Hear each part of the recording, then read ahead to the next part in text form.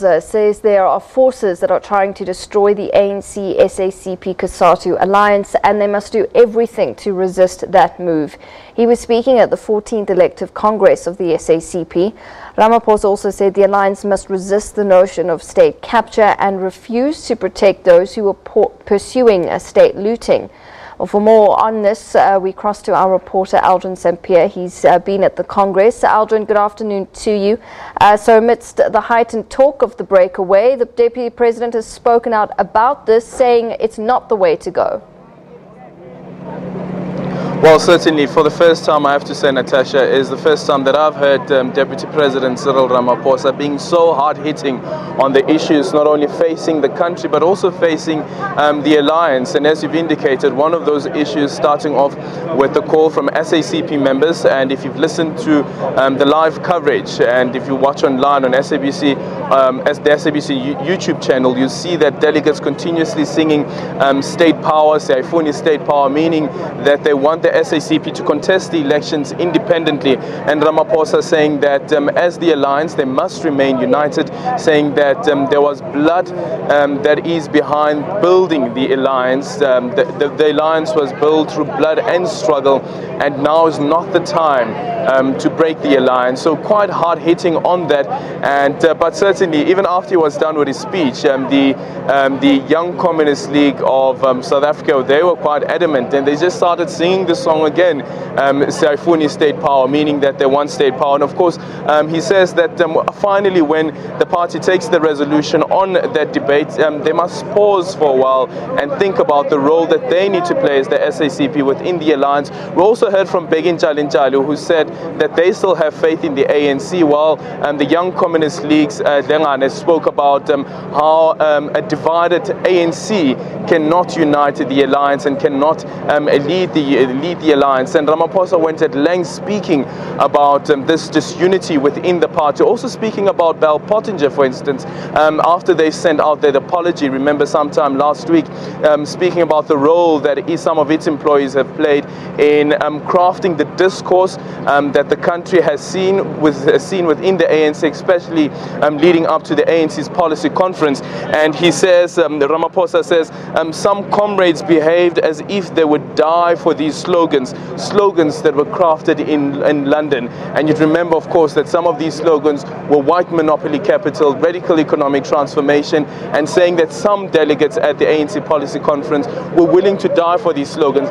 But quite importantly, Natasha, is that he spoke about the Gupta allegations detailed in the Gupta leaks as well as what we saw happening a couple of weeks ago as well, where it was revealed that some 30 million rand was diverted through a Gupta-linked company which was working on the Vrede farm in the Free State, which was money that was meant for the Vrede farm because it is a Free State government project.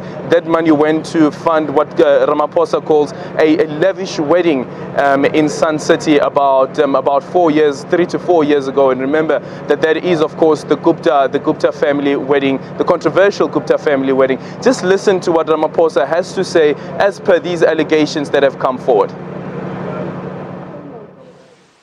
Even as delegates gathered to deliberate on these issues, more and more information was emerging about the extent to which our state-owned enterprises have been looted, how individuals in positions of responsibility have benefited from actions that at best can be described as being unethical, but at worst as being criminal.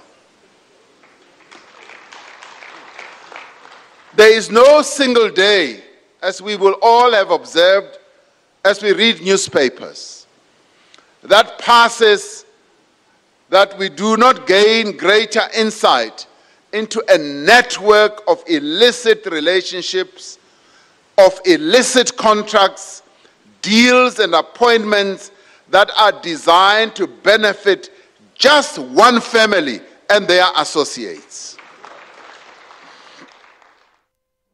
So a hard-hitting tone there from the Deputy President, perhaps mentioning the Guptas really for the first time, Aldrin, but also big on the agenda is the leadership issue. What kind of changes can we expect within the SACP's leadership? Well, certainly it doesn't seem that we can expect a lot at this moment. Begin Chalinchali, who was also quoted by Ramaphosa at a later stage, said that you must know that when you contest a position, when there is contestation for a position, it is a contestation for position, not that you are contesting a fellow comrade. And that made me think immediately about what Ciryl Ramaphosa, the second Deputy General Secretary of the party, said at a press conference earlier this week, speaking about that you will not be contesting Blade Nzimande, because Blade Nzimande is the Secretary General, the General Secretary of the party, and expectations are that when there is a nomination for him to stand again as a General Secretary, you'd remember that he's been holding this position since 1998, that you will accept it. And for that reason, that's why Ciryl Ramaphosa is not standing. However, though, when you listen to some of the delegates singing here, they are chanting Ciryl Ramaphosa's name, and some believe that he is a young leader that can take the party forward, and the likes of Blade Nzimande should step aside and allow Ciryl Ramaphosa to lead the party. And we have heard from the Young Communist League saying that there is what he quotes, what he says, the media perpetuating this idea that Blade Nzimande is like Robert Mugabe, who's refusing to stand down. And he says that as the Young Communist League, they certainly still believe in the skills of Blade Nzimande.